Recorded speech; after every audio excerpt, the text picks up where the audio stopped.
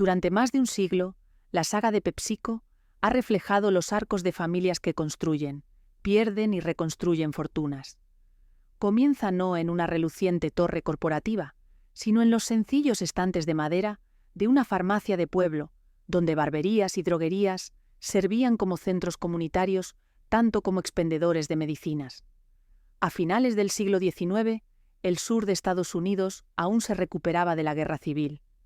Los trenes cosían el país entero, las plantas industriales surgían y los salones daban paso a un nuevo tipo de lugar de reunión. Las farmacias vendían medicinas de patente, tónicos y agua carbonatada desde fuentes ornamentadas que brillaban bajo la luz de gas. Los clientes se sentaban en mostradores de mármol, charlando sobre política y el clima, mientras detrás del mostrador un farmacéutico preparaba píldoras y jarabes a mano.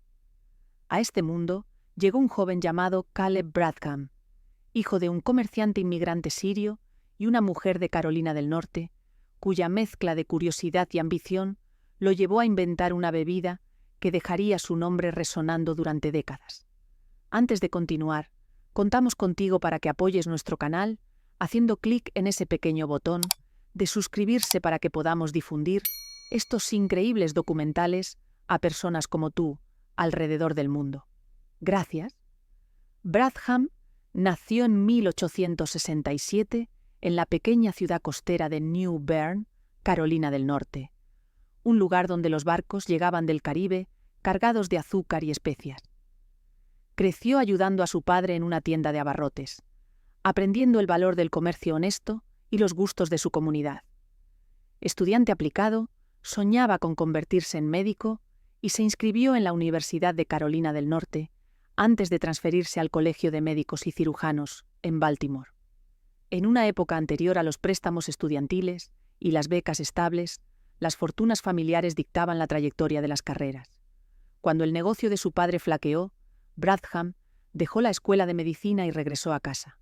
En lugar de desesperarse, canalizó su conocimiento hacia un aprendizaje farmacéutico, eventualmente abriendo su propia droguería en la esquina de las calles Middle y Pollock. El establecimiento rápidamente se convirtió en algo más que un lugar para surtir recetas. Era un ayuntamiento informal. Granjeros, marineros y hombres de negocios pasaban a compartir chismes y probar las mezclas caseras que servía desde su fuente de sodas. Bradham era alto y afable, con habilidad para la química y un sentido del espectáculo que convirtió su droguería en un destino popular. Entre las muchas mezclas que ofrecía, había una bebida efervescente que creó en 1893. La bebida estaba destinada a calmar los estómagos revueltos y proporcionar un estimulante refrescante. Combinaba agua carbonatada con azúcar, caramelo, vainilla, aceites raros y una infusión de nueces, de cola. Bradham la llamó la bebida de Brad y la servía junto a otras curiosidades como zarzaparrilla y ginger ale. A los clientes les encantaba el rico sabor de la bebida y su acabado suave. Comenzaron a pedirla por nombre, y Bradham intuyó que había tropezado con algo con potencial más allá de los mostradores de su propia tienda. La idea de crear una marca para una bebida, de embotellarla para venta más allá de una sola fuente, aún era novedosa. El ejemplo más famoso era Coca-Cola, un tónico introducido en Atlanta unos años antes. Bradham admiraba el éxito de ese rival, pero creía que su propia fórmula podría ganar bebedores leales en su región. Para 1898, había decidido un nuevo nombre que unía aspiración científica con estilo de mercadotecnia. Llamó a su bebida Pepsi-Cola, un guiño a la pepsina, una enzima digestiva, y a la dispepsia, la indigestión que afirmaba que la bebida ayudaba a aliviar. El nombre también señalaba parentesco con la creciente familia de bebidas de cola que usaban cafeína de nueces de cola por su efecto estimulante. En 1902, Bradham formalizó la empresa incorporando la compañía Pepsi-Cola. Solicitó una marca registrada y comenzó a vender jarabe a embotelladores locales. La empresa pronto superó su droguería. Para 1904, había trasladado las operaciones a una planta dedicada y vendía más de 20.000 galones de jarabe al año. Su lema, impreso en letreros y cajas, prometía que Pepsi-Cola era deliciosa y saludable, una bebida tanto indulgente como medicinal. Docenas de franquicias embotelladoras surgieron primero en las Carolinas y Virginia, luego por todo el sureste.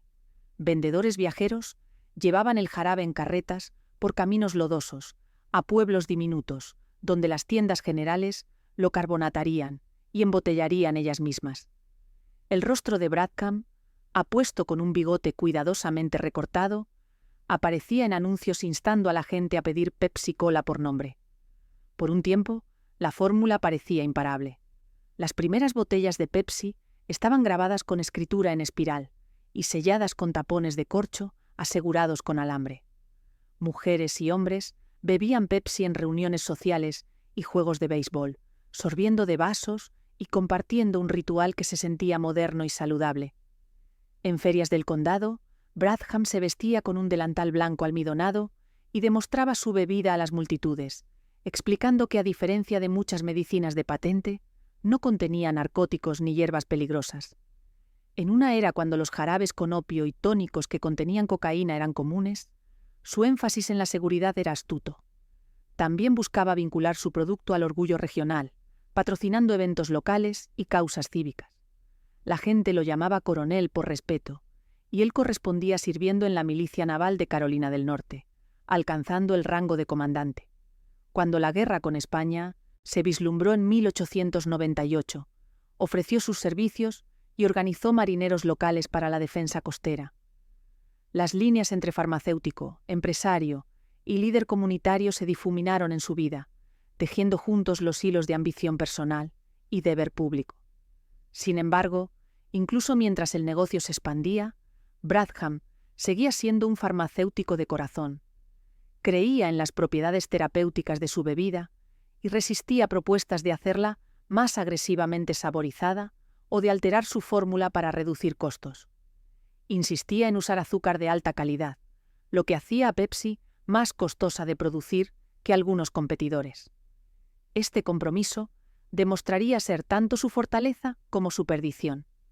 El mercado del azúcar al inicio del siglo XX era volátil, ya que la oferta mundial oscilaba con el clima, las políticas comerciales y la demanda global.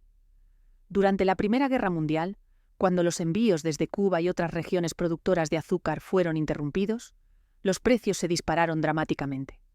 Bradham, temeroso de quedarse sin su ingrediente esencial, se abastecó, comprando azúcar a precios máximos a crédito. Por un breve momento, se sentó sobre lo que parecía una montaña de oro blanco.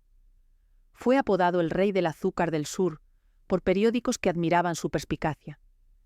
Entonces, tan rápido como los precios subieron, se desplomaron. La guerra terminó, las rutas marítimas se reabrieron y un exceso de azúcar inundó el mercado. Los precios colapsaron de 30 centavos la libra a 6 centavos. Bradham no tenía forma de deshacerse de su costoso inventario sin tomar pérdidas devastadoras. Los acreedores vinieron llamando y para 1923 la compañía Pepsi-Cola estaba insolvente. El negocio entró en administración judicial, sus activos subastados para pagar deudas. En un giro cruel del destino, la bebida que había atraído multitudes a la farmacia de Bradham sobrevivió, pero su creador lo perdió todo. Los periódicos que una vez lo habían elogiado ahora registraban la disolución de su sueño con un toque de piedad. Bradham regresó a dirigir su farmacia, mezclando compuestos y consolando a vecinos. Su capítulo dorado, como magnate de bebidas aparentemente cerrado, permanecería como una figura querida en New Bern hasta su muerte en 1934, recordado por su generosidad y el sabor que persistía en las lenguas de la gente, mucho después de que sus fortunas se desvanecieran. Detrás de las ruinas de su empresa yacía algo más duradero que cuentas bancarias, una marca que ahora era propiedad de especuladores y hombres de negocios que veían potencial donde él había visto ruina. Incluso, mientras servía jarabe para la tos y surtía recetas, su creación viajaría mucho más allá de la costa de Carolina. Los ingredientes que una vez burbujearon en su vaso de precipitados, eventualmente llenarían miles de millones de latas. La historia de Caleb Bradham, en su arco de invención, error de cálculo y retirada digna, estableció el tono para una compañía cuyo destino estaría definido tanto por apuestas audaces como por reversiones brutales. Mostró que la visión de una sola persona, nutrida por la comunidad y amenazada por fuerzas económicas fuera de control, podía sentar las bases para un conglomerado con apetitos mucho más grandes que cualquier farmacia de pueblo pequeño. También introdujo la primera ambigüedad moral de la saga de PepsiCo: la tensión entre artesanía y escala, entre la calidad de los ingredientes y el hambre de crecimiento.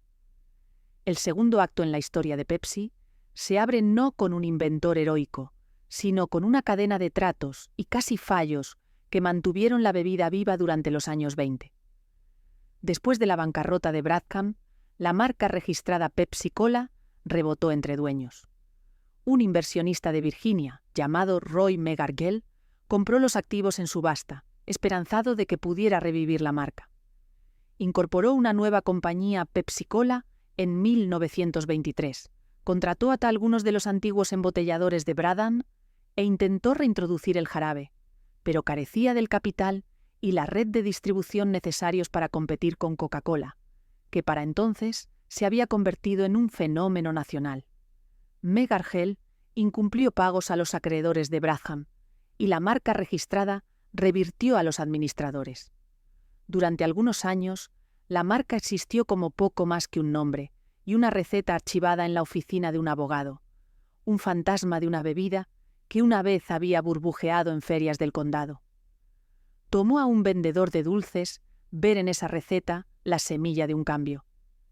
Charles Good era el presidente de Loft Incorporated, una cadena de tiendas de dulces y fuentes de soda con sede en Nueva York. A finales de los años 20, Good estaba frustrado por las políticas de Coca-Cola. La compañía Coca-Cola suministraba jarabe a sus tiendas a un precio que consideraba excesivo y rechazaba sus súplicas por un descuento.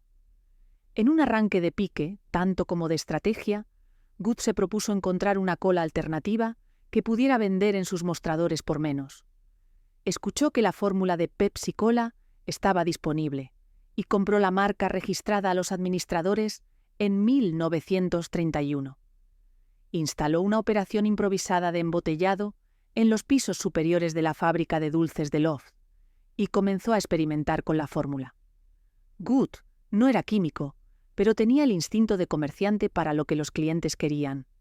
Pidió a sus expertos en sabores que ajustaran el jarabe para hacerlo más dulce y robusto. También le dio a la bebida una nueva etiqueta, con escritura en espiral y un esquema de colores rojo, blanco y azul que evocaba patriotismo en un momento cuando los estadounidenses ansiaban consuelo. La propiedad de Good sobre Pepsi pronto se convertiría en materia de demandas y dramas de sala de juntas. Pero su primer movimiento brillante fue cambiar la botella. Durante la Gran Depresión, un níquel significaba algo. Coca-Cola vendía su botella de 6 onzas y media por 5 centavos, un punto de precio que había mantenido desde los 1890 gracias a un acuerdo férreo con embotelladores. Good decidió socavar el mercado ofreciendo una botella de Pepsi de 12 onzas por el mismo precio. El doble de refresco por un níquel atraía a familias sin efectivo que aún querían un capricho. En 1934, para anunciar su ganga, el equipo de Good creó uno de los jingles más perdurables en la historia de la publicidad. Pepsi-Cola pega en el clavo. 12 onzas completas, eso es mucho. El doble por un níquel también.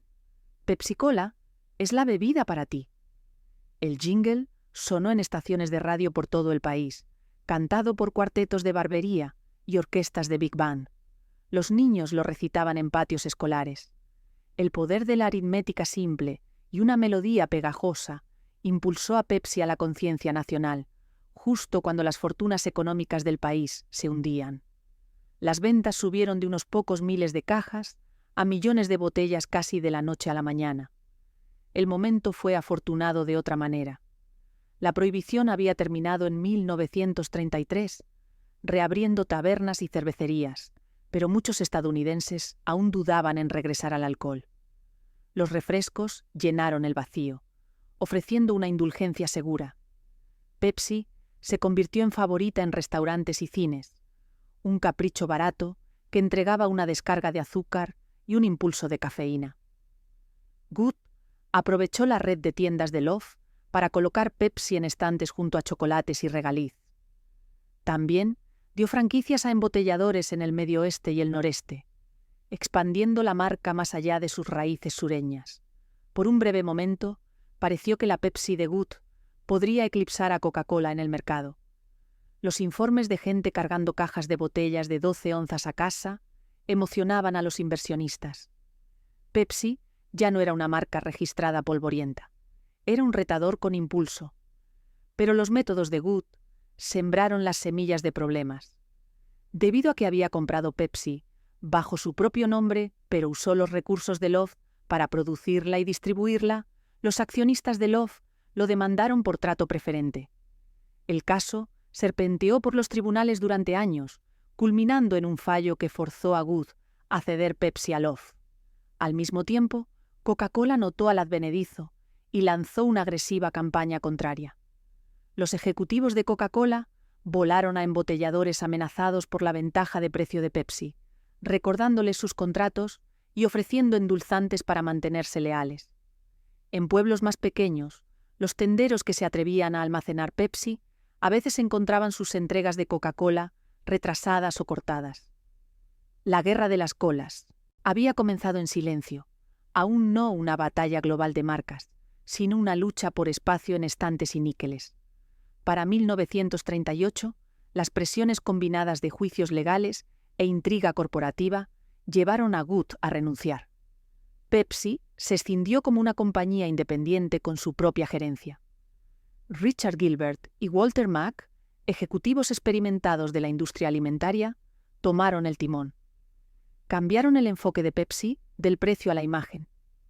Mack, en particular, creía que la botella de 12 onzas había cumplido su propósito, pero ahora amenazaba con atrapar a Pepsi como la bebida de los pobres. Lanzó una campaña para replantear la marca como moderna y juvenil. La compañía introdujo botellas más estrechas y elegantes y experimentó con nuevos eslóganes. También dieron un paso valiente que tendría implicaciones sociales duraderas. Comercializaron Pepsi directamente a consumidores afroamericanos. En un momento, cuando muchas marcas nacionales ignoraban a clientes negros o usaban caricaturas racistas, Pepsi contrató un equipo de ventas completamente negro, liderado por Edward Boyd. Colocaron anuncios en periódicos negros, mostrando modelos negros, disfrutando Pepsi con amigos. Los anuncios retrataban prosperidad y felicidad, desafiando estereotipos. Este alcance no solo expandió la base de clientes de Pepsi, sino que también señaló una conciencia emergente en la América corporativa de que diferentes audiencias merecían reconocimiento. Pepsi, capear los finales de los años 30 y principios de los 40, con una mezcla de astucia y casualidad. La Segunda Guerra Mundial impuso racionamiento de azúcar y restricciones en vidrio, forzando a las compañías de refrescos a limitar la producción. La botella más grande de Pepsi, una vez un punto de venta, se convirtió en un pasivo, ya que las cuotas de vidrio favorecían contenedores más pequeños. Sin embargo, la compañía aguantó. Los soldados en el extranjero a veces recibían Pepsi en sus raciones, desarrollando un gusto que traerían de vuelta a casa. Cuando la guerra terminó, también lo hizo la era de la escasez. Los Estados Unidos entraron a un auge sin precedentes, con suburbios brotando y bienes de consumo volando de las líneas de fábrica. Pepsi estaba lista para evolucionar de nuevo, para cabalgar la ola de optimismo y afluencia que produciría adolescentes con mesadas, autocines con luces de neón y una generación hambrienta de una bebida que los entendiera. Los años de posguerra marcaron un cambio cultural en Estados Unidos. Los veteranos regresaron con beneficios del Hay Bill, las familias se mudaron a casas tipo rancho y los baby boomers llenaron las aulas. Emergió una nueva cultura adolescente, escuchando rock and roll, viendo televisión y gastando dinero en sus propios términos.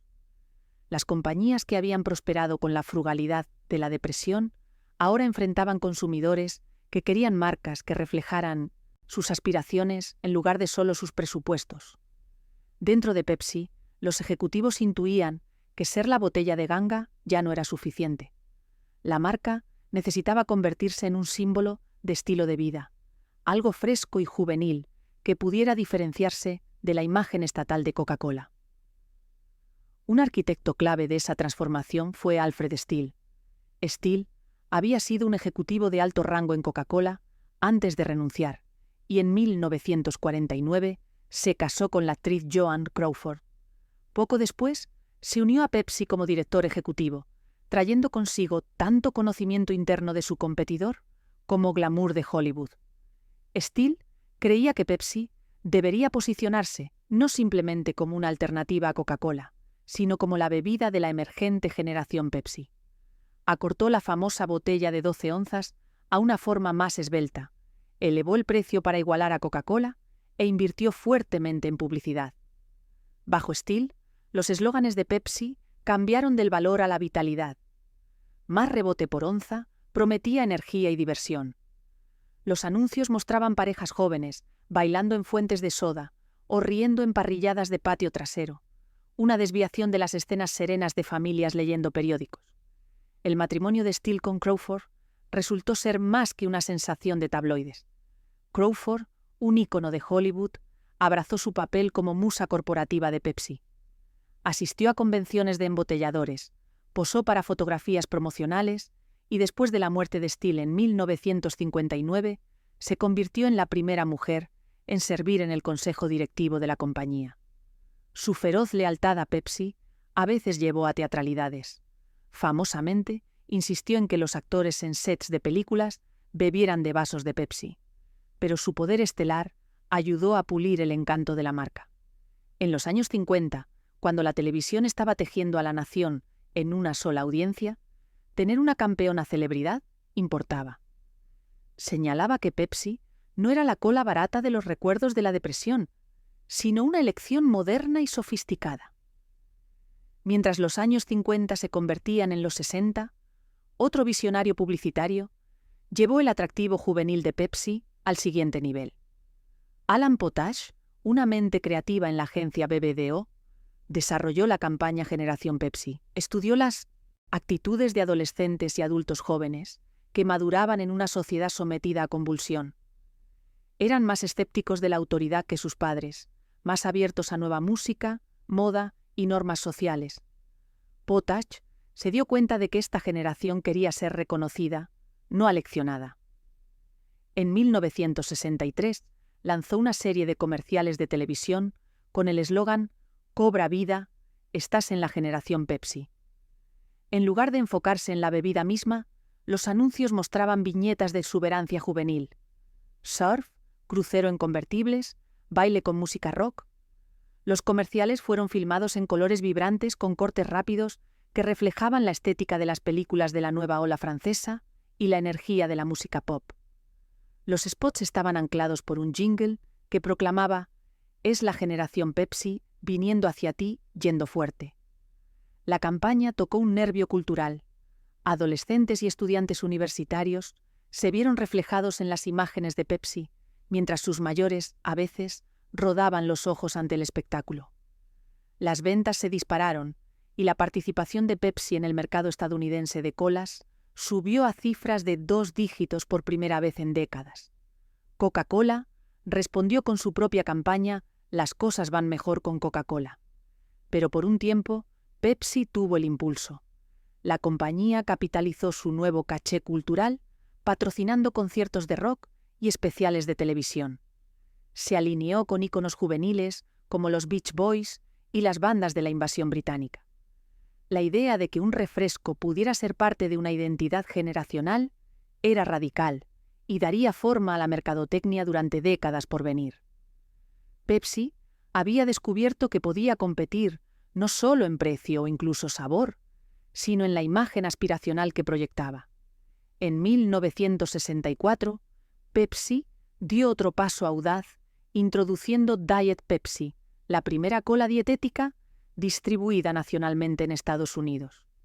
Endulzada con el recién aprobado edulcorante artificial ciclamato, más tarde reemplazado por sacarina y otros compuestos, Diet Pepsi se comercializó principalmente a mujeres preocupadas por sus figuras.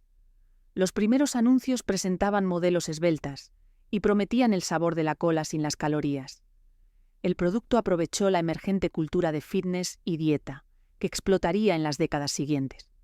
Aunque inicialmente un producto de nicho, Diet Pepsi señaló la disposición de Pepsi a diversificar su portafolio y experimentar con formulaciones que satisficieran las necesidades cambiantes de los consumidores.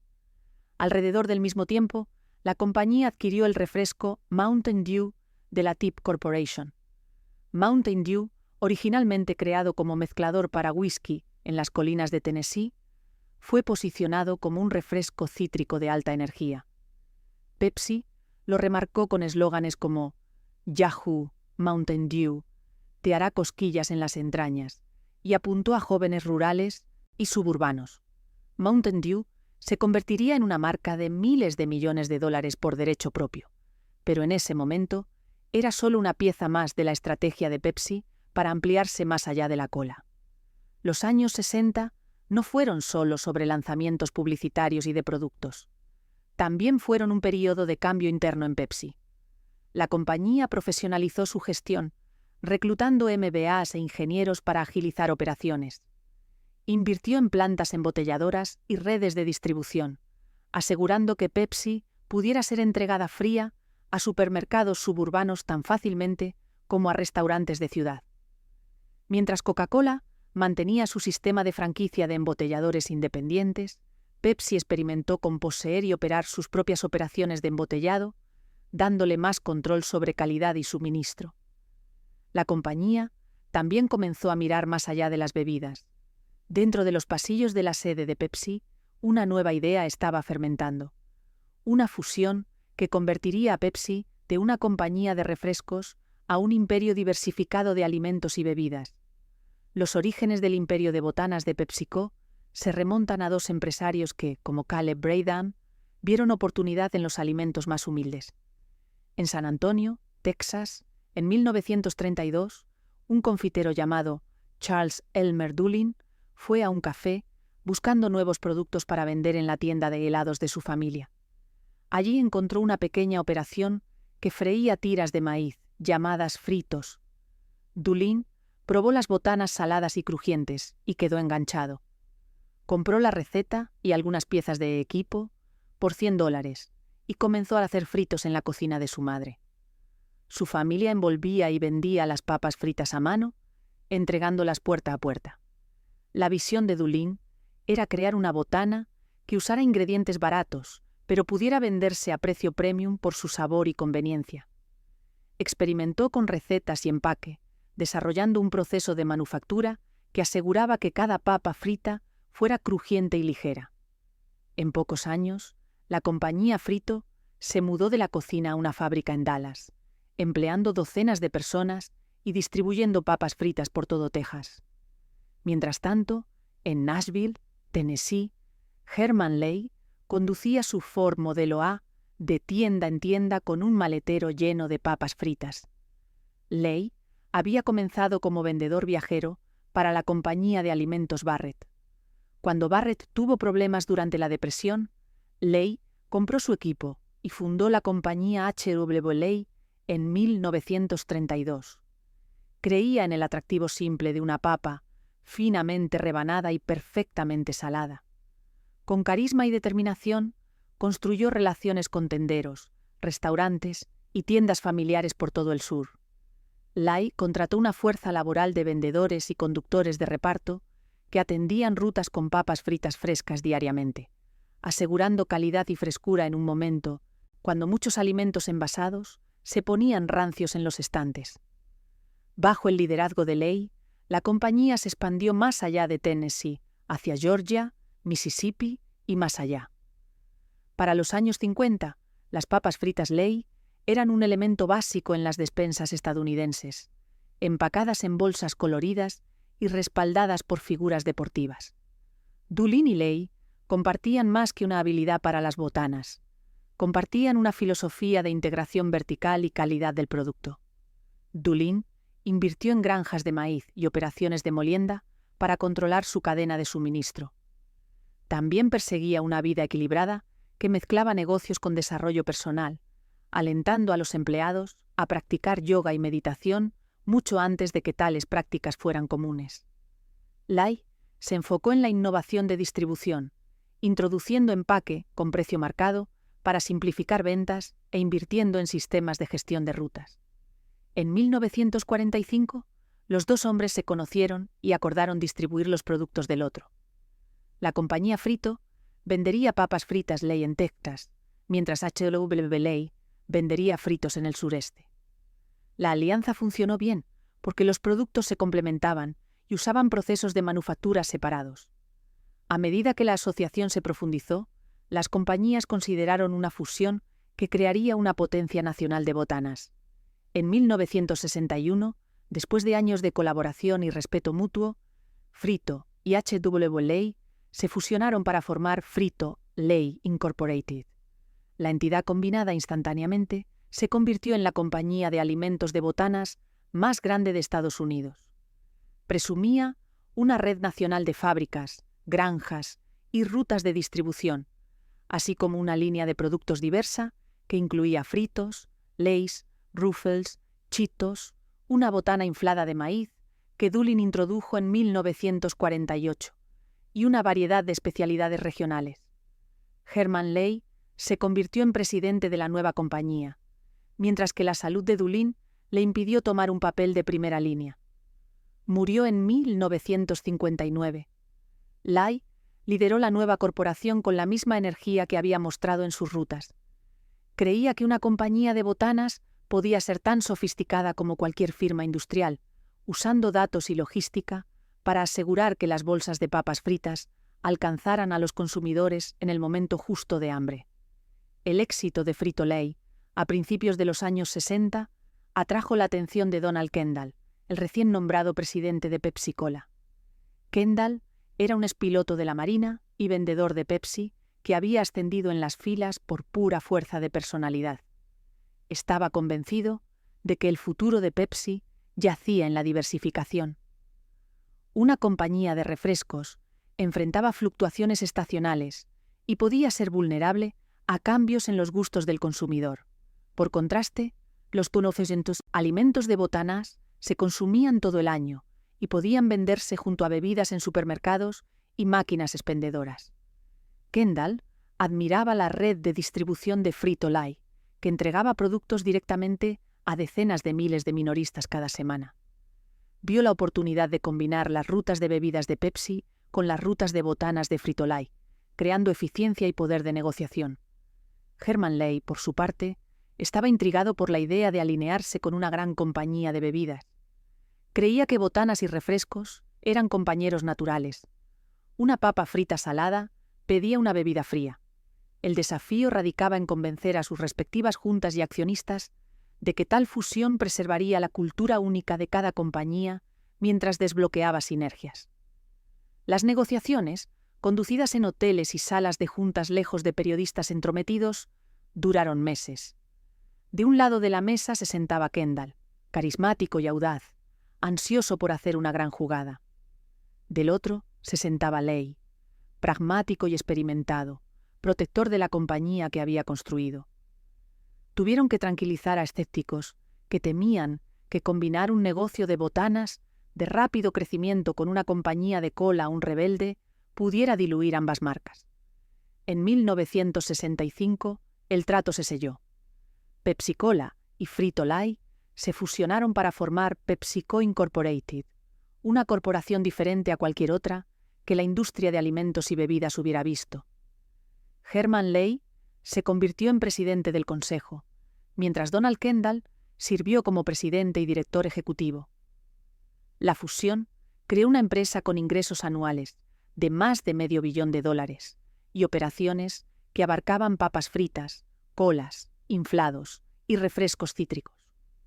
La estrategia de la nueva compañía era usar sus fortalezas duales para dominar pasillos de supermercados y máquinas expendedoras. Los camiones de Pepsi ahora llevarían cajas de fritos junto a cajas de refresco, y los conductores de ruta de Frito Lay entregarían Pepsi a minoristas pequeños. Las fuerzas de ventas de la compañía fueron entrenadas en múltiples áreas, y las promociones emparejaban papas fritas con colas a precios de descuento. Se alentaba a los consumidores a comprar un combo de botanas, cimentando la asociación entre botanas saladas y refrescos dulces en la cultura estadounidense. La creación de PepsiCo también tuvo resonancia simbólica. Señalaba que un retador podía construir un conglomerado capaz de competir con las compañías de alimentos más poderosas del mundo.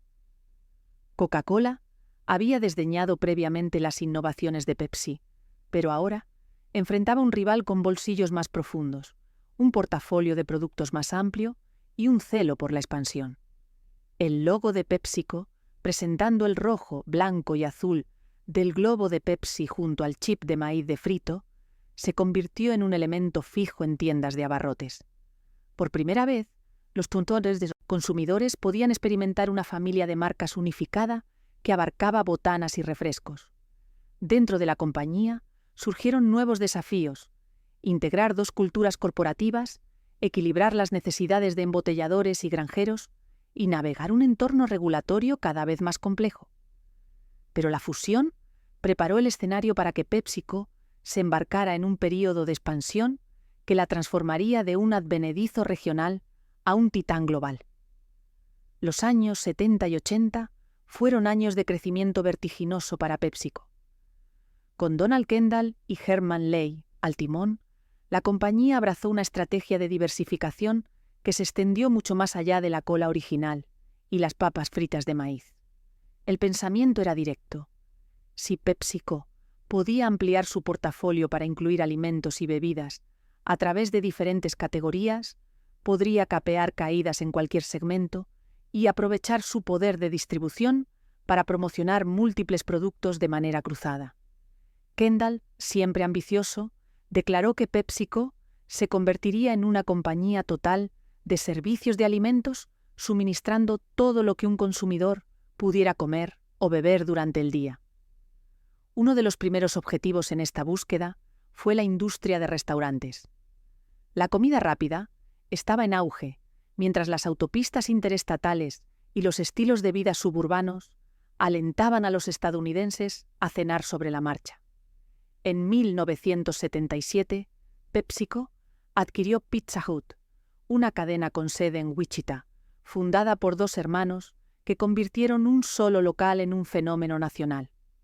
Pizza Hut le dio a PepsiCo un punto de apoyo en el mercado de pizza de reparto y restaurante, junto con cientos de puntos de venta donde los productos Pepsi podían venderse exclusivamente. Construyendo sobre esa plantilla, PepsiCo compró Taco Bell en 1978, agregando comida rápida de estilo mexicano a su repertorio. Los comerciales corre por la frontera de Taco Bell y los tacos de bajo precio atrajeron tanto a adolescentes como a familias, y la cadena se expandió rápidamente por Estados Unidos. Unos años más tarde, en 1986, PepsiCo adquirió Kentucky Fried Chicken, KFC, trayendo una querida marca de pollo frito al redil. Juntos, Pizza Hut, Taco Bell y KFC formaron la división de restaurantes de PepsiCo, convirtiendo a la compañía en un jugador importante en el servicio rápido. Estas adquisiciones sirvieron múltiples propósitos. Diversificaron los flujos de ingresos de PepsiCo más allá de botanas y bebidas empacadas. También proporcionaron cuentas cautivas de fuentes para Pepsi, asegurando que millones de comensales recibieran Pepsi en lugar de Coca-Cola con sus comidas. La compañía aprovechó promociones cruzadas, ofreciendo cupones en bolsas de Frito-Lay para descuentos en Taco Bell o presentando Pepsi en menús de Pizza Hut. El movimiento de PepsiCo hacia los restaurantes la puso en competencia directa con rivales como McDonald's y Burger King, desafiándola a desarrollar nuevos elementos de menú, mantener calidad de comida y manejar mano de obra a escala.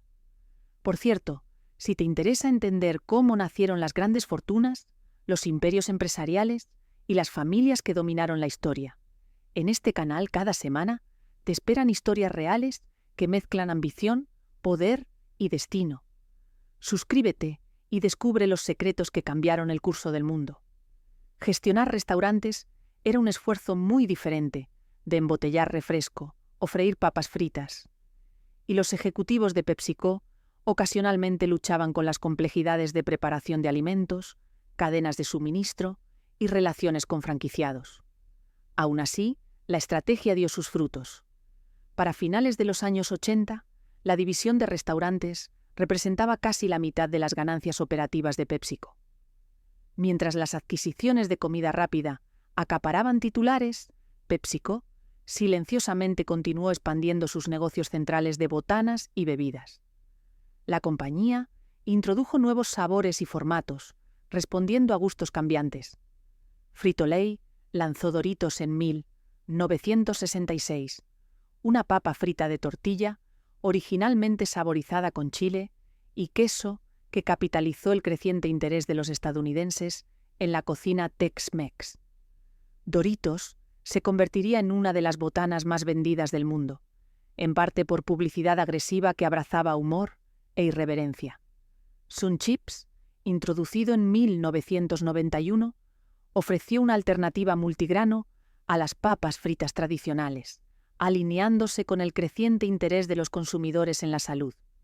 Frito-Lay también adquirió marcas regionales como Grandma's Cookies y se expandió internacionalmente, abriendo fábricas en Europa, América Latina y Asia. Sus equipos de investigación y desarrollo experimentaron con sabores adaptados a paladares locales, desde papas fritas de páprica en Hungría hasta papas fritas de masala en India. En el lado de las bebidas, PepsiCo entró a nuevas categorías y fortaleció las existentes.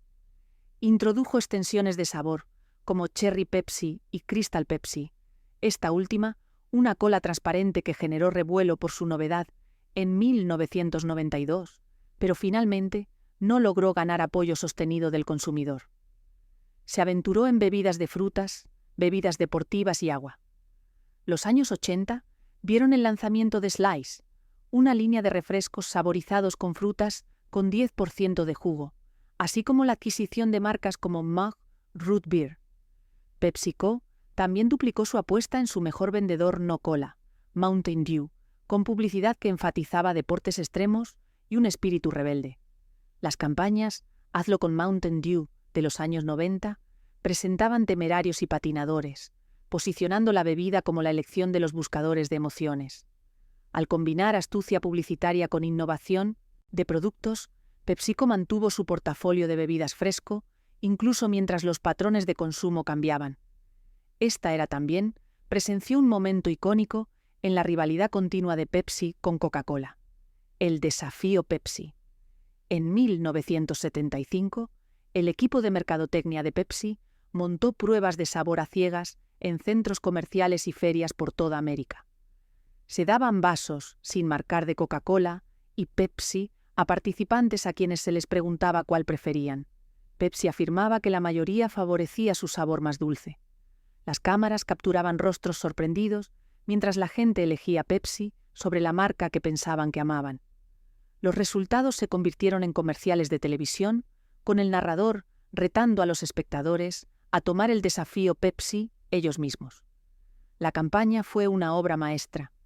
Enmarcó las guerras de las colas como un asunto de gusto personal en lugar de lealtad, y pintó a Coca-Cola como complaciente. El liderazgo de Coca-Cola estaba perturbado. Memorandos internos revelaron ejecutivos probando Pepsi en reuniones y preocupándose por cómo responder. La agresividad de Pepsi forzó a Coca-Cola a una decisión fatídica que remodelaría las historias de ambas compañías. En 1985, Coca-Cola reformuló su bebida insignia para crear New Coke, una fórmula más dulce diseñada para vencer a Pepsi en pruebas de sabor. El lanzamiento fue un desastre de relaciones públicas. Los bebedores leales de Coca-Cola, ofendidos de que la receta con la que crecieron hubiera sido descartada, inundaron la sede de la compañía con cartas y llamadas enojadas. En 3 meses, Coca-Cola revirtió el curso y reintrodujo su fórmula original como Coca-Cola clásica. Pepsi se deleitó en el paso en falso de su rival, comprando anuncios de página completa en periódicos que proclamaban: ¿cambiaron Coca-Cola? ¿Ahora puedes cambiarte a Pepsi? Por un momento, pareció que las tácticas insurgentes de Pepsi habían dado fruto espectacularmente. Sin embargo, el episodio también subrayó la impredecibilidad del sentimiento del consumidor y el riesgo inherente a alterar la nostalgia. Coca-Cola emergió de la crisis con lealtad renovada de su base. Las guerras de las colas se habían convertido tanto en identidad y emoción como en sabor. Más allá de batallas de mercadotecnia, PepsiCo pasó los años 80 y principios de los 90 consolidando sus cadenas de suministro e invirtiendo en tecnología. La compañía fue pionera en gestión computarizada de rutas para sus camiones de reparto, asegurando que los productos llegaran a tiempo y el inventario se rastreara en tiempo real. Experimentó con tecnología de máquinas expendedoras, introduciendo máquinas que aceptaban billetes de dólar y más tarde tarjetas de crédito. PepsiCo también reconoció la importancia de los mercados emergentes. Bajo Kendall y sus sucesores, negoció empresas conjuntas en países desde Brasil hasta China. En algunos casos, como la Unión Soviética, PepsiCo entró a través de puertas políticas. Kendall famosamente acompañó al vicepresidente Richard Nixon a Moscú en 1959 para la exhibición nacional estadounidense. Cuando Nixon debatió con el premier soviético Nikita Khrushchev en lo que se conoció como el debate de la cocina, Kendall estaba allí sirviendo Pepsi a ambos hombres. Esta introducción allanó el camino para que Pepsi se convirtiera en el primer producto de consumo occidental producido y vendido en la URSS en los años 70 a través de un arreglo de trueque que involucraba vodka Stolichnaya. La presencia de Pepsi en la URSS le dio un caché geopolítico único y subrayó cuán entrelazados se habían vuelto los negocios y la diplomacia. Para principios de los años 90, PepsiCo estaba entre las compañías de bienes de consumo más grandes del mundo. Con ingresos que excedían $20.000 millones, operaba cientos de plantas, empleaba decenas de miles de personas y vendía productos en todos los continentes excepto la Antártida. Sin embargo, el éxito engendró complejidad.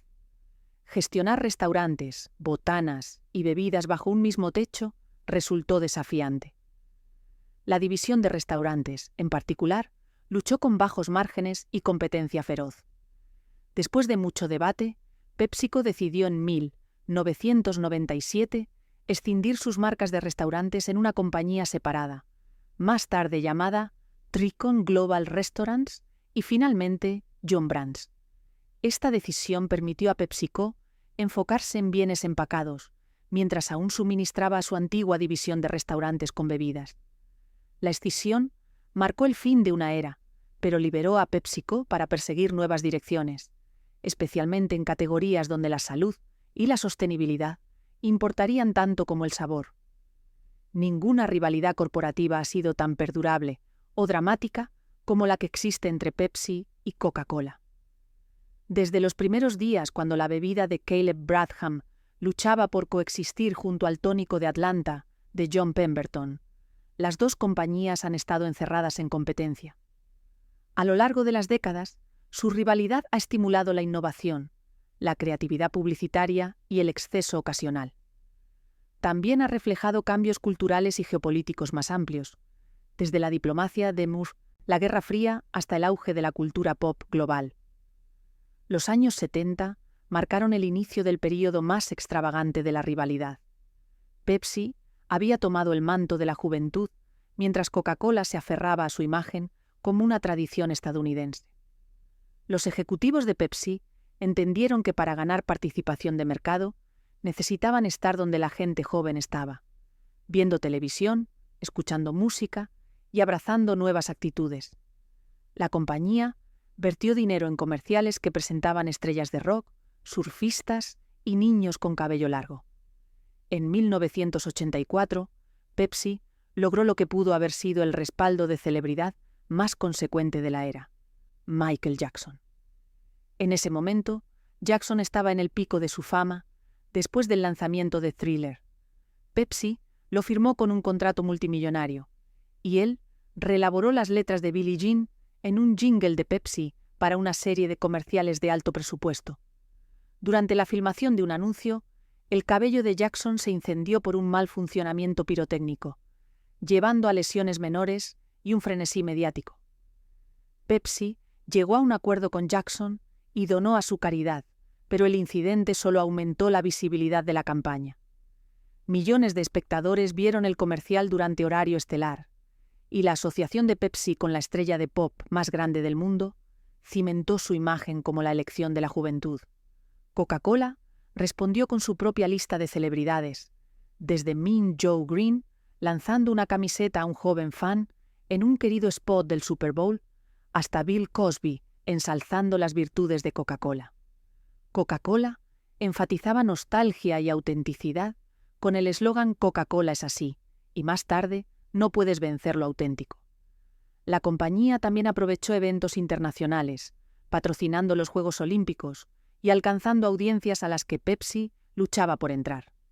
En 1971, el comercial de Coca-Cola "Me gustaría comprarle al mundo una Coca-Cola", presentando un coro multicultural en una ladera cantando sobre armonía, se convirtió en una sensación global. La canción escaló las listas y el anuncio fue acreditado con suavizar la imagen de una marca estadounidense en un mundo cada vez más consciente del poder estadounidense. Las guerras de las colas alcanzaron un ápice en los años 80, cuando ambas compañías se expandieron agresivamente en el extranjero. Para Pepsi, una de las empresas más extraordinarias fue su expansión a la Unión Soviética. Las relaciones de Donald Kendall con políticos estadounidenses y funcionarios soviéticos permitieron a PepsiCo firmar un acuerdo histórico en 1972. Bajo el acuerdo, Pepsi sería producida y vendida en la URSS, el primer producto de consumo estadounidense en ganar tal acceso. A cambio, PepsiCo recibió los derechos para distribuir vodka Stolichnaya en Estados Unidos.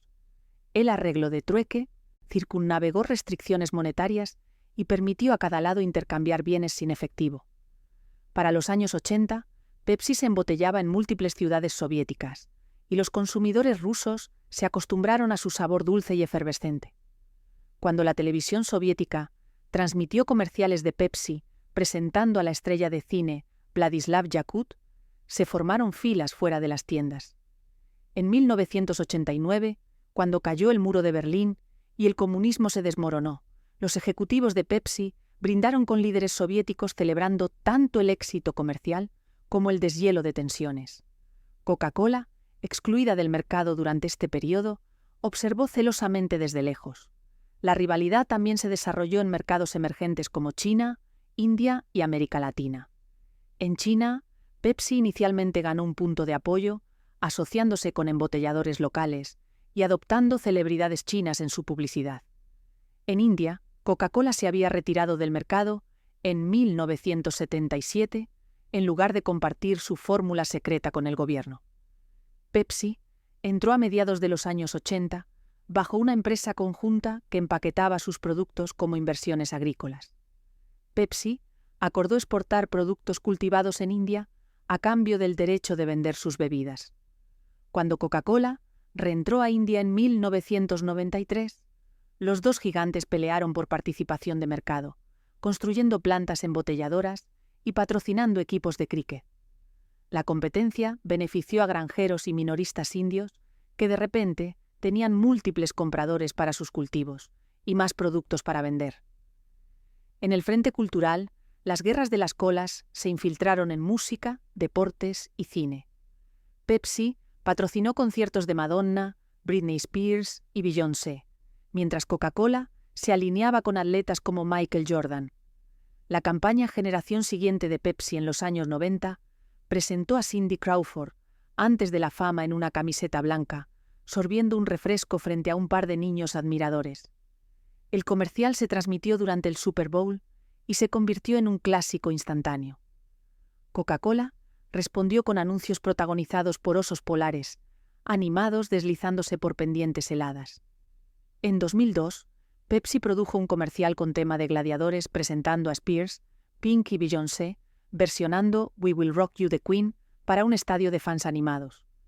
Estos espectáculos difuminaron la línea entre publicidad y entretenimiento, incrustando mensajes de marca en la cultura pop.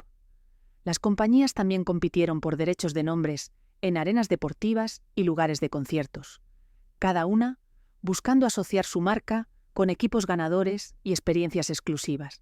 Sin embargo, las guerras de las colas eran más que un circo de mercadotecnia. Influenciaron los sabores que los consumidores bebían y la forma en que la gente se veía a sí misma.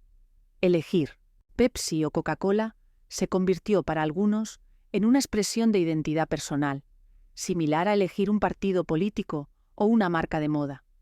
Las encuestas encontraron que los bebedores de Pepsi tendían a ser más jóvenes y más abiertos al cambio, mientras que los bebedores de Coca-Cola eran a menudo mayores y más atados a la tradición.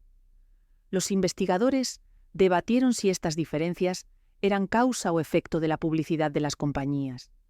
Mientras tanto, compañías de bebidas más pequeñas luchaban por sobrevivir a la sombra de los gigantes. Marcas como Royal Crown, RC Cola, peleaban por espacio en estantes, mientras refrescos de nicho tallaban seguidores regionales. Conforme los años 90 progresaban, tanto Pepsi como Coca-Cola diversificaron sus portafolios de bebidas en respuesta a preocupaciones de salud y gustos en evolución. Introdujeron agua embotellada, Aquafina para Pepsi, Dasani para Coca-Cola, té helado, la asociación de Pepsi con Lipton, Nestea de Coca-Cola y bebidas energéticas. AMP de Pepsi, adquisiciones posteriores como Rockstar. Invirtieron en compañías de jugos, aunque en diferentes momentos. Estos movimientos señalaron un reconocimiento de que la categoría de cola, aunque lucrativa, no era el motor de crecimiento que había sido. Las guerras de las colas gradualmente se enfriaron conforme el campo de batalla se desplazó a bebidas no carbonatadas. Sin embargo, el legado de la rivalidad perduró en la forma en que ambas compañías continuaron observando los movimientos de la otra, responder rápidamente a las innovaciones e invertir fuertemente en marca. Para finales del siglo XX, un nuevo conjunto de desafíos confrontó a PepsiCo y sus pares. La investigación médica vinculaba cada vez más el consumo excesivo de bebidas endulzadas con azúcar y botanas saladas con obesidad, diabetes, enfermedades cardíacas y otros problemas de salud. Defensores de la salud pública y gobiernos pedían que las compañías redujeran tamaños de porciones, reformularan productos y dejaran de comercializar a niños. Para PepsiCo, que había construido un imperio sobre el placer de refrescos azucarados y papas fritas saladas, este escrutinio cortaba el núcleo de su negocio. La compañía enfrentó la tarea de equilibrar expectativas de accionistas con presión social, todo mientras navegaba paisajes regulatorios en docenas de países. La crítica vino de múltiples direcciones.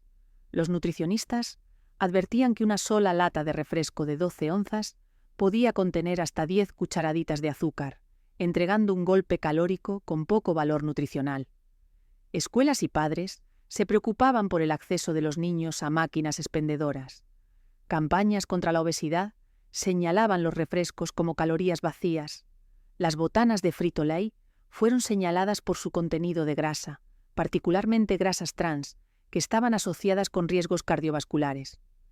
Los activistas argumentaban que la mercadotecnia hacia niños era manipuladora, señalando mascotas de dibujos animados y sabores amigables para niños. Mientras tanto, grupos ambientales se enfocaban en la proliferación de botellas de plástico y empaques de botanas, destacando los desechos y la huella de carbono de producir y enviar miles de millones de unidades anualmente. PepsiCo respondió con una combinación de cabildeo defensivo e iniciativas proactivas. La compañía se unió a grupos industriales que desafiaban impuestos a refrescos y restricciones en mercadotecnia. Gastó millones en campañas de relaciones públicas, enfatizando elección del consumidor y responsabilidad personal. Al mismo tiempo, los ejecutivos reconocieron que las tendencias de salud pública no eran una moda pasajera. En los años 90, Frito-Lay comenzó a reformular sus botanas para reducir grasas saturadas y eliminar grasas trans. Introdujo versiones horneadas de Lay's y Doritos que tenían menor contenido de grasa. Sun Chips y productos posteriores como las papas fritas de pita de Stacy ofrecieron alternativas con granos enteros. PepsiCo también comenzó a etiquetar sus productos con información nutricional más allá de lo que requerían las regulaciones, apuntando a la transparencia. En el lado de las bebidas, la compañía aceleró el desarrollo de bebidas dietéticas y bajas en calorías. Diet Pepsi había sido un modesto éxito desde los años 60, pero para los 2000 se convirtió en una parte crítica de la estrategia de la compañía. Los edulcorantes artificiales evolucionaron de sacarina a aspartamo, a sucralosa y stevia, cada uno con sus propias controversias y ventajas.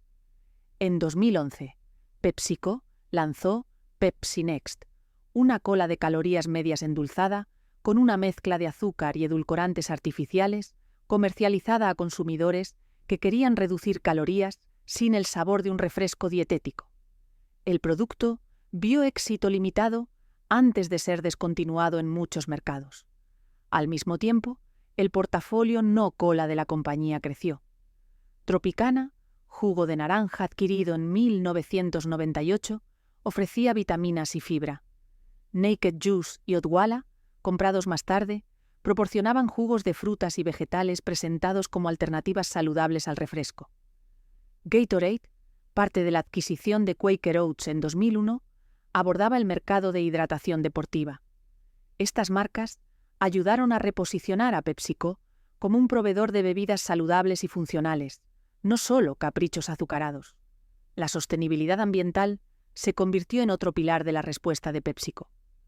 La compañía se comprometió a reducir el agua usada en sus plantas manufactureras, un tema de particular importancia en países que enfrentan sequía. Invirtió en aligerar sus botellas de plástico e introdujo tamaños de porción más pequeños. En 1991, Frito-Lay lanzó Sun Chips en una bolsa compostable. Aunque el crujido ruidoso de la bolsa provocó quejas de consumidores y un rediseño, PepsiCo estableció metas para reducir emisiones de gases de efecto invernadero y publicó informes anuales de sostenibilidad delineando progreso. Estas iniciativas fueron tanto intentos genuinos de responsabilidad corporativa como movimientos estratégicos para mantener la licencia social de la compañía para operar. Sin embargo, el ajuste de cuentas moral se extendió más allá de nutrición y medio ambiente. PepsiCo, como muchas multinacionales, se vio envuelta en controversias laborales y de derechos humanos. A principios de los años 90, activistas acusaron a Frito-Lay de obtener papas de granjas en Guatemala y otros lugares que empleaban trabajo infantil y pagaban salarios miserables a los trabajadores. Las investigaciones impulsaron a la compañía a adoptar códigos de conducta de proveedores y trabajar con organizaciones sin fines de lucro en estándares agrícolas. En 1996, grupos de derechos humanos señalaron a PepsiCo por hacer negocios en Myanmar, entonces Birmania, bajo la brutal junta militar. Los manifestantes argumentaban que la presencia de la compañía daba legitimidad a un régimen opresivo. PepsiCo finalmente cedió a la presión y se retiró de Myanmar en 1997, citando preocupaciones de derechos humanos. El episodio destacó los riesgos reputacionales de operaciones globales y el poder de campañas de la sociedad civil. También hubo crisis inesperadas. En 1993, un rumor extraño se extendió de que se estaban encontrando jeringas dentro de latas de Diet Pepsi. Informes de noticias de supuestos casos de manipulación surgieron por todo Estados Unidos. PepsiCo enfrentó un potencial desastre de relaciones públicas reminiscente de los envenenamientos de Tylenol de los años 80. La compañía respondió con una agresiva campaña mediática. Abrió sus plantas embotelladoras a cámaras de televisión, mostrando cómo las latas se llenaban bajo condiciones selladas que hacían imposible la manipulación. Transmitió anuncios demostrando la línea de producción e insistiendo que los informes eran engaños. En días, las autoridades determinaron que los incidentes eran de hecho fabricaciones de individuos buscando atención o compensación. La crisis disminuyó y la rápida respuesta de PepsiCo fue acreditada con prevenir pánico del consumidor. El episodio subrayó la vulnerabilidad de la confianza del consumidor y la necesidad de transparencia en gestión de crisis. Conforme se acercaba el siglo XXI, era claro que el futuro de PepsiCo dependería no solo de participación de mercado y atractivo de marca, sino de su capacidad para navegar terreno ético. La compañía comenzó a articular una filosofía que llamó desempeño con propósito, reconociendo que el éxito a largo plazo requería equilibrar resultados financieros con impactos sociales y ambientales. Esta filosofía tomaría el centro del escenario bajo un nuevo líder que encarnaba las sensibilidades globales multiculturales del mundo moderno.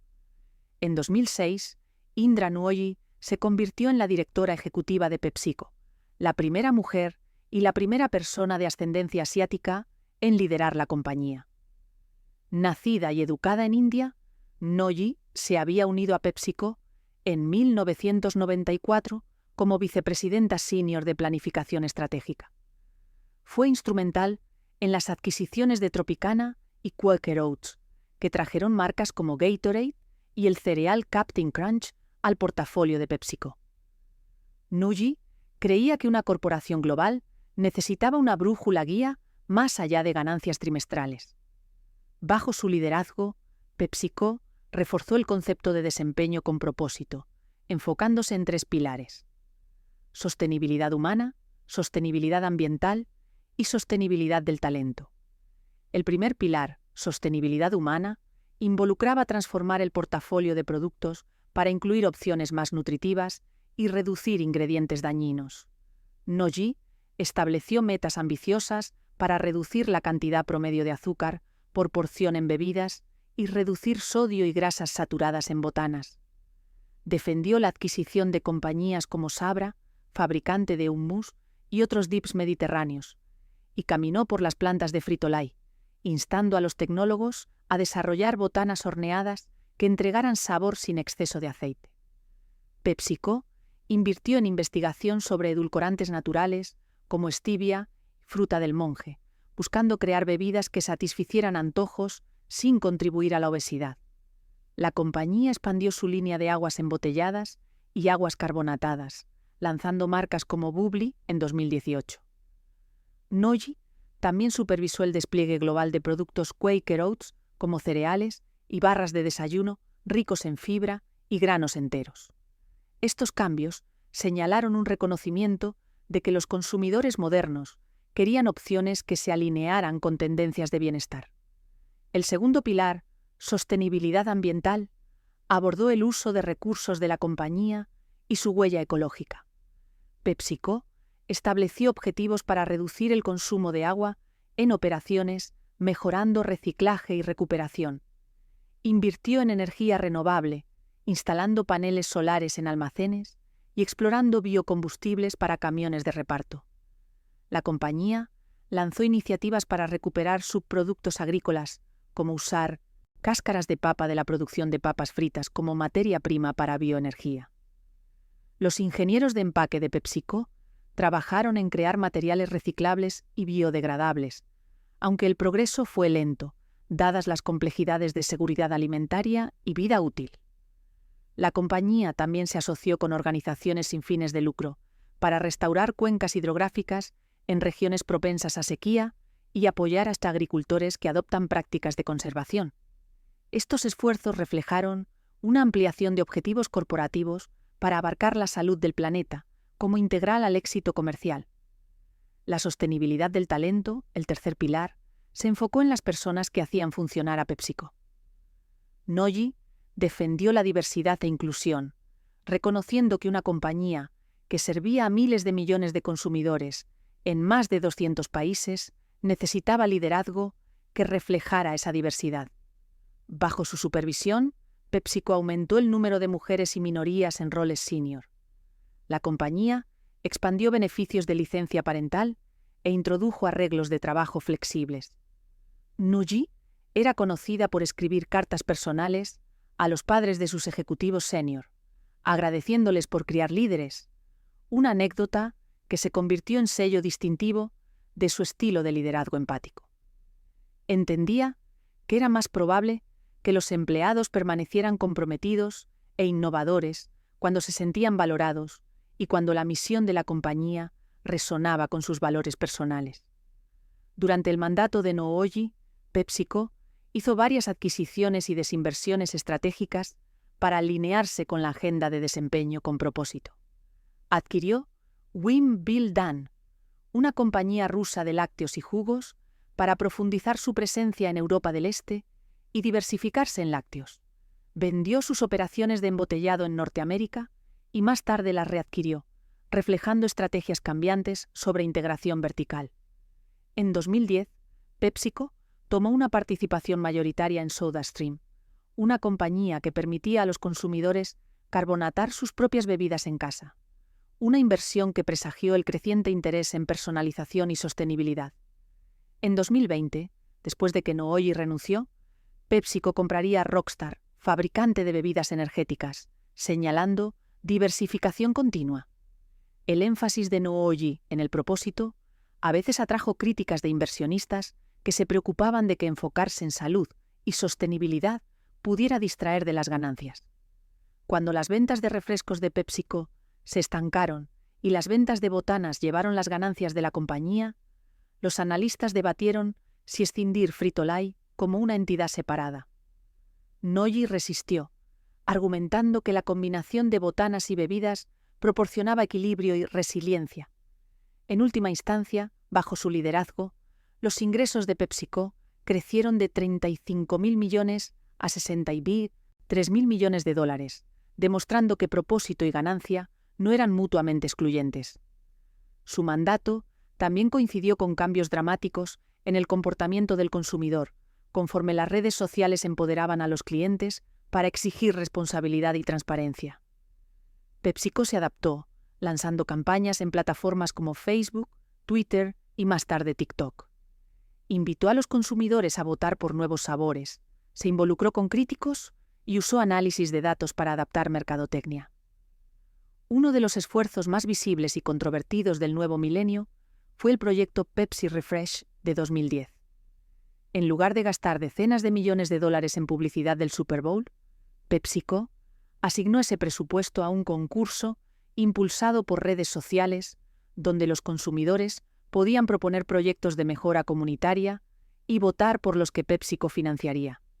La iniciativa financió parques infantiles, programas escolares y proyectos ambientales, y generó millones de interacciones en línea. Sin embargo, las ventas de cola de Pepsi cayeron ese año, y algunos analistas culparon la ausencia de un anuncio del Super Bowl.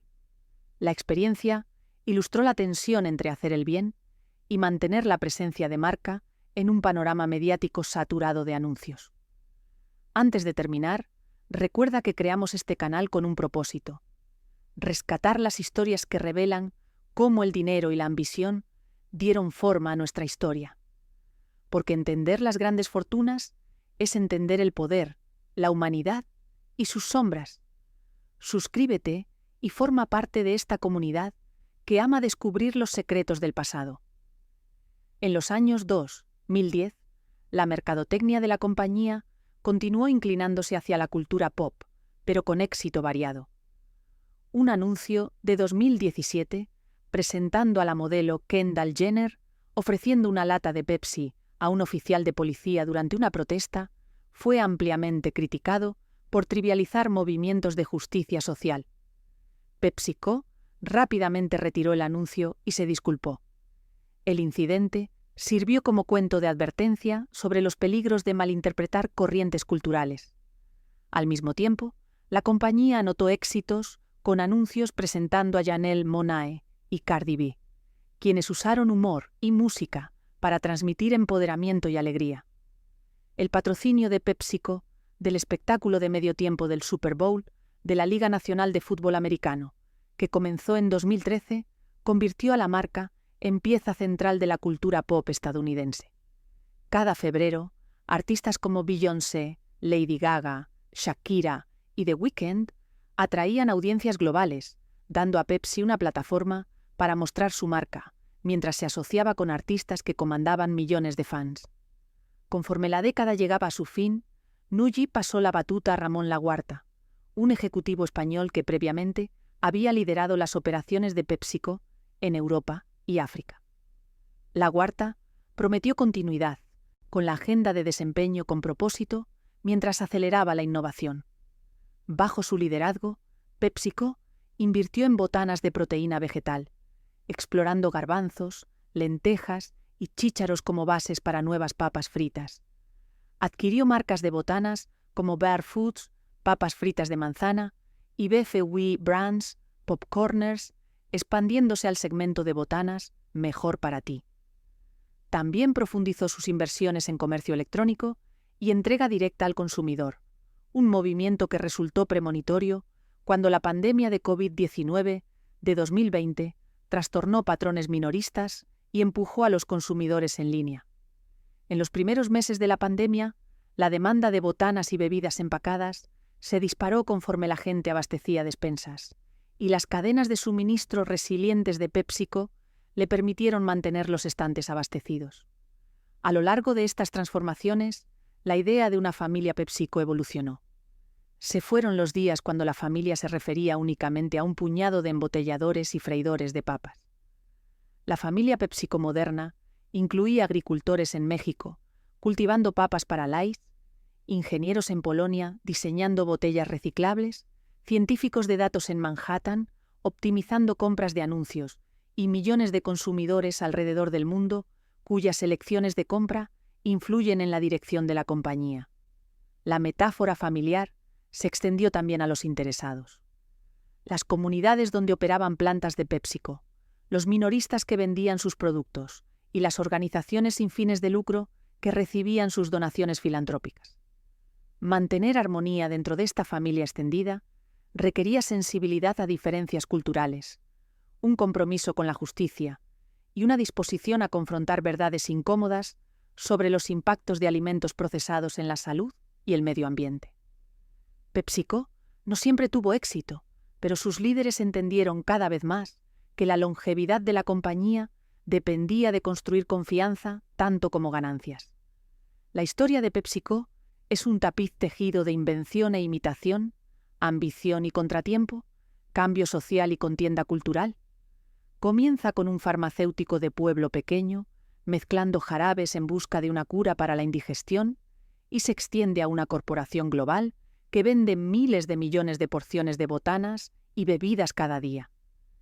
En el medio yacen decisiones fatídicas, una apuesta por el azúcar que llevó a la bancarrota, un jingle de la era de la depresión que salvó una marca, una fusión que creó un nuevo tipo de conglomerado, una prueba de sabor que sacudió a un rival, adquisiciones que trajeron pizza y tacos al redil, y una reinvención impulsada por propósito que redefinió lo que una compañía de alimentos y bebidas podía ser. De la pérdida de Caleb Bradham, aprendimos que la brillantez empresarial no inmuniza a uno contra las fuerzas del mercado. Su creencia en ingredientes de calidad y servicio comunitario sobrevive hoy en el énfasis de PepsiCo en abastecimiento y filantropía. El oportunismo tacaño de Charles Good muestra cómo una respuesta práctica a una disputa de precios puede dar a luz un gigante de mercadotecnia. La disposición de Walter Mack de comercializar a afroamericanos en un tiempo de segregación subraya el potencial de los negocios para desafiar barreras sociales. El enfoque de Herman Lai en distribución e integración vertical destaca la importancia a menudo pasada por alto de la logística en el negocio de alimentos. La audacia de Donald Kendall, al cortejar a líderes soviéticos, revela cómo los negocios pueden ser tanto jugador como peón en geopolítica. La insistencia de Indra Nooyi en desempeño con propósito demuestra que valores y rentabilidad pueden coexistir incluso si el camino es desigual. Las guerras de las colas ilustran la espada de doble filo de la competencia.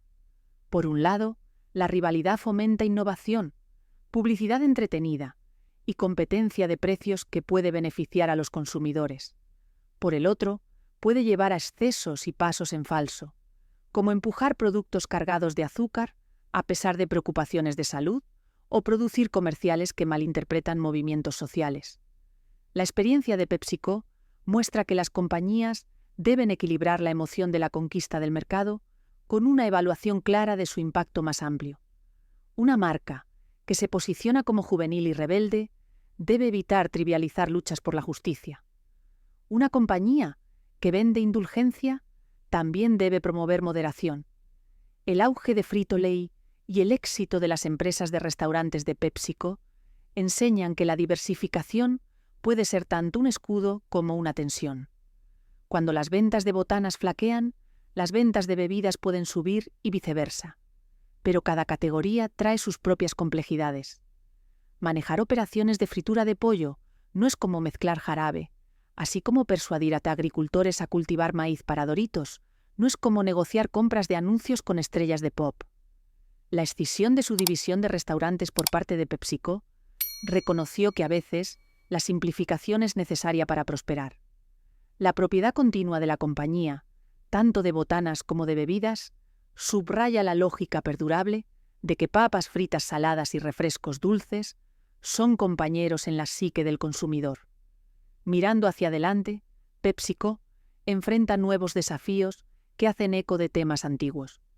Las crisis gemelas del cambio climático y la salud pública exigen que las compañías de alimentos se adapten más rápido que nunca. Los consumidores son cada vez más cautelosos de alimentos altamente procesados, y las generaciones más jóvenes prefieren opciones basadas en plantas, bebidas funcionales y marcas que reflejen sus valores. Los gobiernos están imponiendo impuestos al azúcar y leyes de etiquetado. La escasez de agua amenaza las cadenas de suministro agrícolas. Al mismo tiempo, la tecnología ofrece nuevas herramientas. El análisis de datos puede predecir tendencias de sabores. La agricultura de precisión puede reducir insumos y aumentar rendimientos. Y el comercio electrónico puede entregar productos directamente a hogares. El desafío de PepsiCo es aprovechar estas herramientas mientras honra la confianza que los consumidores depositan en sus marcas. La familia PepsiCo, en este sentido más amplio, debe lidiar con su legado. Hay orgullo en haber proporcionado placeres asequibles para millones, en haber innovado mercadotecnia y en haber adoptado causas sociales. También hay responsabilidad por haber contribuido a problemas de salud y cargas ambientales. La narrativa familiar invita a la compañía a preguntar: ¿cómo podemos convertir nuestras fortalezas al bien mayor?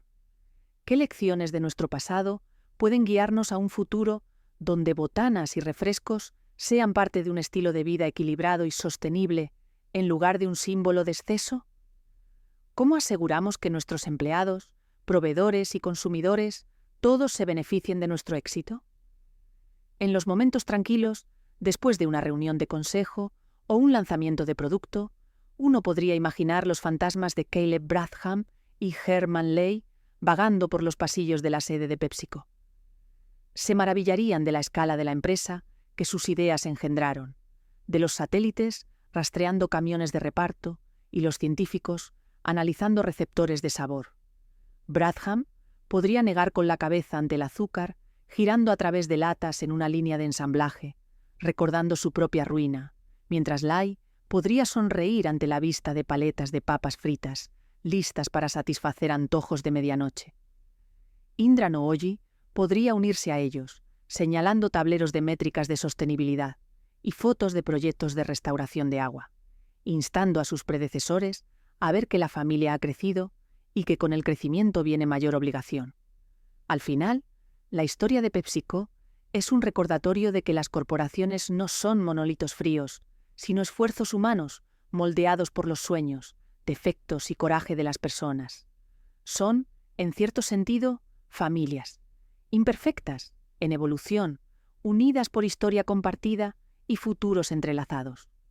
La saga centenaria de PepsiCo nos desafía a pensar sobre qué consumimos, por qué lo consumimos y qué responsabilidades tienen los productores hacia la sociedad.